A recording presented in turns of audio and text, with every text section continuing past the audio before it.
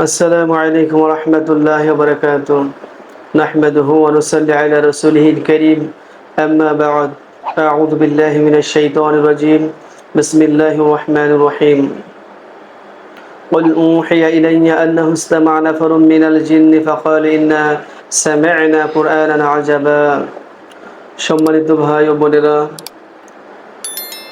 অত্যন্ত গুরুত্বপূর্ণ এক বিষয় আপনাদেরকে আজকে শেয়ার করব। আশা করি আল্লাহ তাআলা দয়া ও রহমতে আপনারা সবাই ভালো আছেন।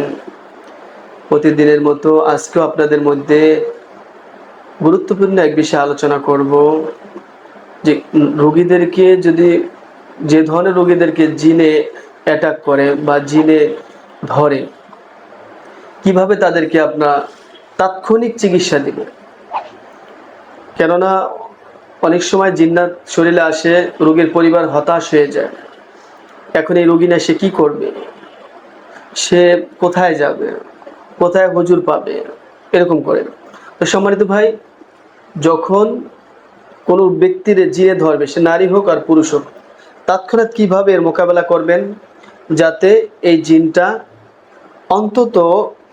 অন্তত আপনারা জিনটাকে শরীর থেকে বাহির করে দিতে পারেন। যে কেউ পারবেন, আমি এত সহজভাবে আলোচনা করব ইনশাআল্লাহ। তো সম্মানিত ভাই, কিভাবে আমরা শরীর থেকে জিন বাহির করব? প্রথমে যখন জিন অ্যাটাক করবে, প্রথমে আপনারা একটা কাজ করবেন, জিনটাকে আটক করার চেষ্টা করবেন।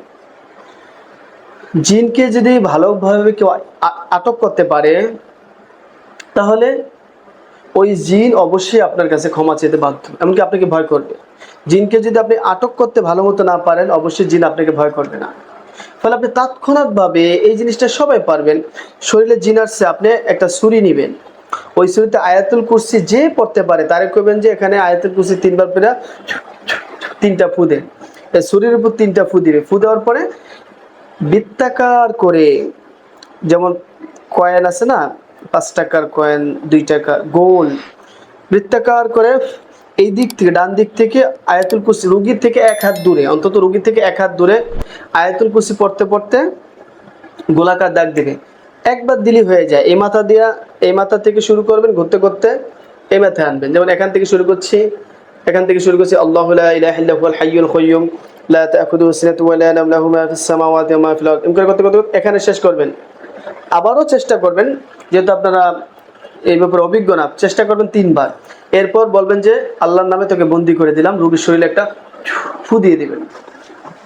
এরপরে আপনি চাইলে তাকে এই যে কেনে আঙ্গুলটা আছে না, এই কেনে আঙ্গুলটা এখানে চাপ দিয়া জোরে, মানে যাতে ব্যথা পায় এতটুকু চাপ দিয়া জোরে আপনি বলতে থাকুন সূরা ফাতিহা, সূরা ফালাক আর সূরা নাস। সম্মানিত ভাই, এরপরে বলবেন যে তুই কেন আসছস, তুই যাবি কিনা।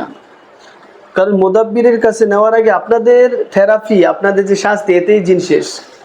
হ্যাঁ, জাদুকর জিন এলে কি করতে হবে? এখন তৎক্ষণাৎ আপনি একটু পানি নেন, পানি নিয়ে সূরা ইউনূসের ৮১-৮২ নম্বর আয়াতটা 7 বার করে 7টা ফু দিয়ে দেন। সূরা তাওবার শেষের আয়াত পরে ফু দিয়ে দেন 7 বার করে।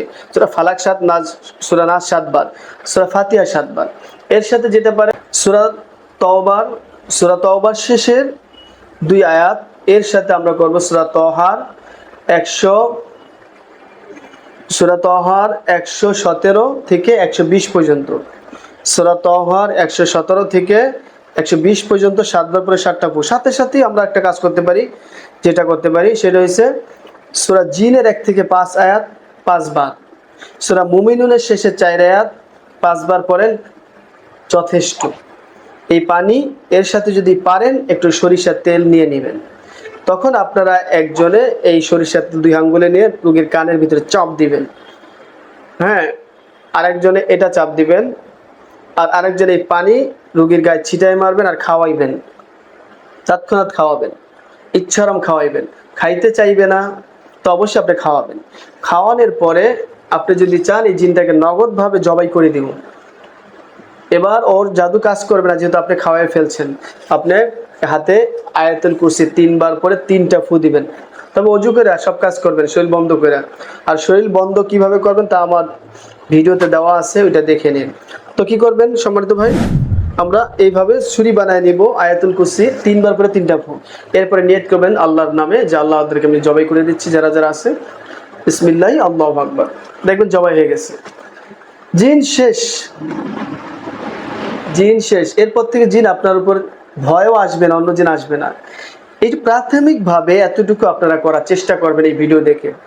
সম্মানিত ভাই, ভিডিওটা যদি ভালো লাগে অবশ্যই আপনারা লাইক করবেন, কমেন্ট করবেন এবং শেয়ার করবেন।